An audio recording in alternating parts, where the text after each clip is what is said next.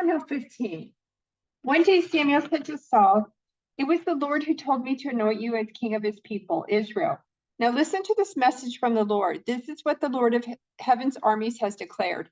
I've decided to settle accounts with the nation of Amalek for opposing Israel when they came from Egypt. Now go and completely destroy the entire Amalekite nation, men, women, children, babies, cattle, sheep, goats, camels, and donkeys." So Saul mobilized his army at Telem. There were 200,000 soldiers from Israel and 10,000 men from Judah.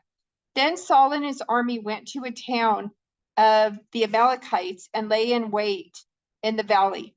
Saul sent this warning to the Kenites: "Move away from where the Amalekites live, or you will die with them. For you showed kindness to all the people of Israel when they came up from Egypt." So the Kenites packed up and left. Then Saul slaughtered the Amalekites from Havilah all the way to Shur, east of Egypt. He captured Agag, the Amalekite king, but completely destroyed everyone else. Saul and his men spared Agag's life and kept the best of the sheep and goats, the cattle, the fat calves, and the lambs, everything, in fact, that appealed to them. They destroyed only what was worthless or of poor quality. Then the Lord said to Samuel, "I am sorry that I ever made Saul king, for he has not been loyal to me and has refused to obey my command." Saul was so deeply moved when he heard this that he cried out to the Lord all night. Early the next morning, Samuel went to find Saul. Someone told him Saul went to the town of Carmel to set up a monument to himself. Then he went on to Gilgal. When Samuel finally found him, Saul greeted him cheerfully. "May the Lord bless you," he said. "I have carried out the Lord's command." "Then what is all the bleating of sheep and goats and the lowing of cattle I hear?" Samuel demanded. "It's true that the army spared the best of the sheep, goats, and cattle," Saul admitted, "but they are going to sacrifice them to the Lord your God. We have destroyed everything else." Then Samuel said to Saul, "Stop, listen to what the Lord told me last night." "What did he tell you?" Saul asked. And Samuel told him, "Although you may think little of yourself, are you not the leader of the tribes of Israel? The Lord has anointed you king of Israel. And the Lord sent you on a mission and told you, go and completely destroy the sinners, the Amalekites, until they are all dead. Why haven't you obeyed the Lord? Why did you rush for the plunder and do what was evil in the Lord's sight?" "But I did obey the Lord," Saul insisted. "I carried out the mission he gave me. I brought back King Agag, but I destroyed everyone else. Then my troops brought in the best of the sheep, goats, cattle, and plunder to sacrifice to the Lord your God in Gilgal." But Samuel replied, "What is more pleasing to the Lord, your burnt offerings and sacrifices, or your obedience to his voice? Listen, obedience is better than sacrifice, and submission is better than offering the fat of rams. Rebellion is as sinful as witchcraft, and stubbornness as bad as worshiping idols. So because you have rejected the command of the Lord, he has rejected you as king." Then Saul admitted to Samuel, "Yes, I have sinned. I have disobeyed your instructions and the Lord's command, for I was afraid of the people and did what they demanded. But now please forgive my sin and come back with me so that I may worship the Lord." But Samuel replied, "I will not go back with you. Since you have rejected the Lord's command, he has rejected you as king of Israel." As Samuel turned to go, Saul tried to hold him back and tore the hem of his robe. And Samuel said to him, "The Lord has torn the kingdom of Israel from you today and has given it to someone else, one who is better than you. And he who is the glory of Israel will not lie, nor does he change his mind. For he is not human that he should change his mind." Then Saul pleaded again, "I know I have sinned, but please at least honor me before the elders of my people and before Israel by coming back with me so that I may worship the Lord your God." So Samuel finally agreed and went back with him, and Saul worshiped the Lord. Then Samuel said, "Bring Agag to me." Agag arrived in full of hope, for he thought, "Surely the worst is over and I have been spared." But Samuel said, as your sword has killed the sons of many mothers, now your mother will be childless." And Samuel cut Agag to pieces before the Lord at Gilgal.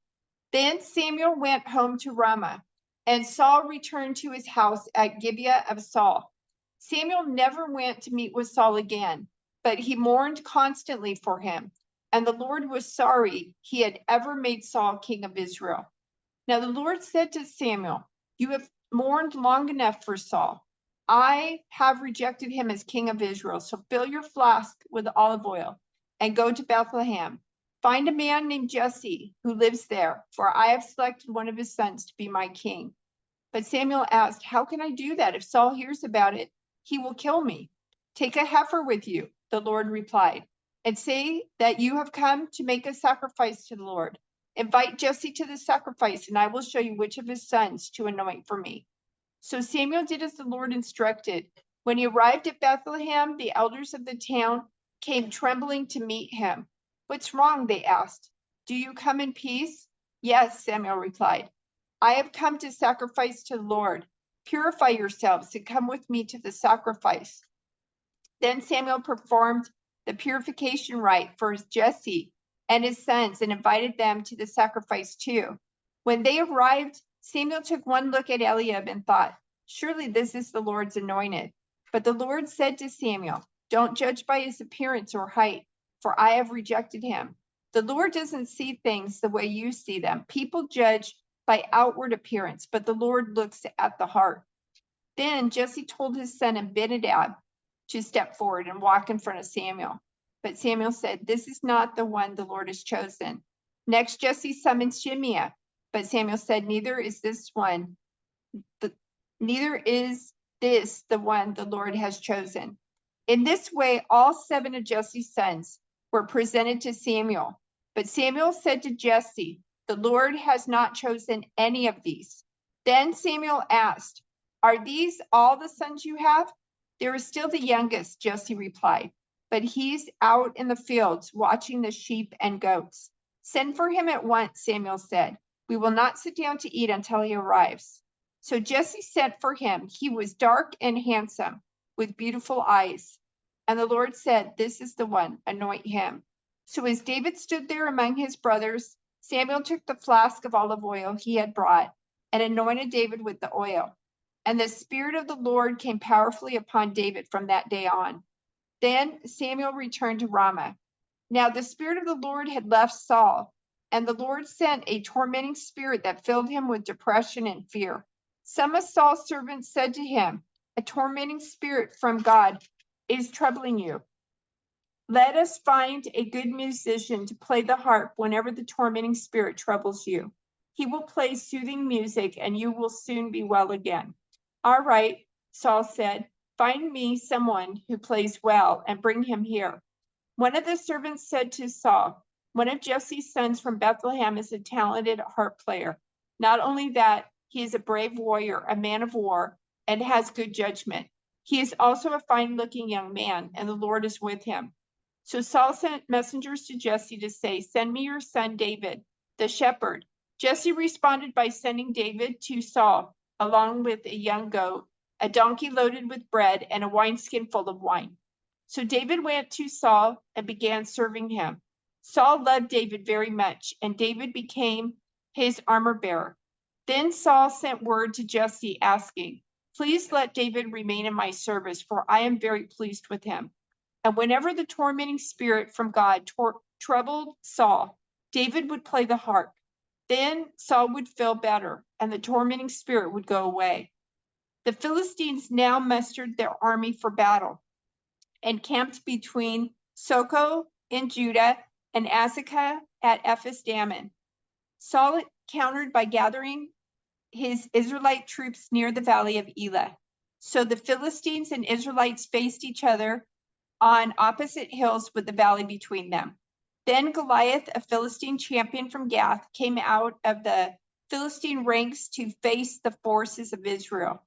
He was over 9 feet tall. He wore a bronze helmet, and his bronze coat of mail weighed 125 pounds. He also wore bronze leg armor, and he carried a bronze javelin on his shoulder. The shaft of his spear was as heavy and thick as a weaver's beam, tipped with an iron spearhead that weighed 15 pounds. His armor bearer walked ahead of him carrying a shield.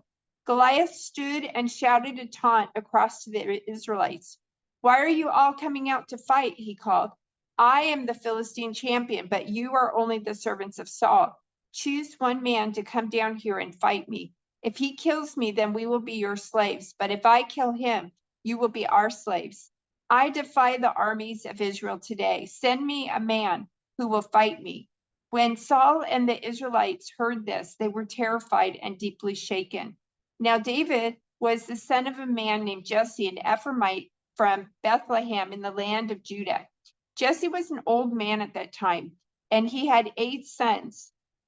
Jesse's 3 oldest sons, Eliab, Abinadab, and Shimea, had already joined Saul's army to fight the Philistines. David was the youngest son. David's 3 oldest brothers stayed with Saul's army, but David went back and forth so he could help his father with the sheep in Bethlehem. For 40 days, every morning and evening, the Philistine champion strutted in front of the Israelite army. One day, Jesse said to David, take this basket of roasted grain and these 10 loaves of bread and carry them quickly to your brothers, and give these 10 cuts of cheese to their captain.